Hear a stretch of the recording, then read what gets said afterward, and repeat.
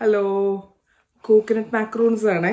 നല്ല ക്രിസ്പി ആയിട്ടുള്ള coconut macaroons എങ്ങനെ വീട്ടിലുണ്ടാക്കാൻ നോക്കിയാലോ. വളരെ കുറച്ച് ഇൻഗ്രീഡിയൻസ് മതി കേട്ടോ അതിന്. മാക്രൂൺസ് ഉണ്ടാക്കാനായിട്ട് വളരെയേറെ എളുപ്പമാണെങ്കിലും ഇതിൽ മെഷർമെൻറ്റ്സ് അത്യാവശ്യം നല്ല ഇമ്പോർട്ടൻ്റ് ആട്ടോ.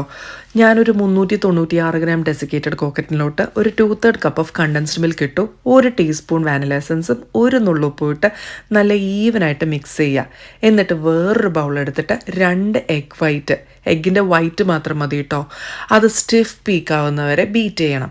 സ്റ്റിഫ് പീക്കായെന്ന് നമുക്ക് എങ്ങനെ മനസ്സിലാവാമെന്നറിയോ? ആ പാത്രം ഒന്ന് കമിഴ്ത്തി നോക്കിയാൽ ആ എഗ് വൈറ്റ് പുറത്തോട്ട് ഒഴുകുന്നില്ല എന്നാണെങ്കിൽ സ്റ്റിഫ് പീക്കായെന്നാട്ടോ അതിൻ്റെ അർത്ഥം. എന്നിട്ട് ഈ എഗ് വൈറ്റ് പതുക്കെ നമ്മുടെ ഡെസിക്കേറ്റഡ് കോക്കനട്ട് മിക്സ്ചറില്ലേ അതിലോട്ട് കുറച്ചായിട്ട് ഫോൾഡ് ചെയ്ത് കൊടുക്കണം.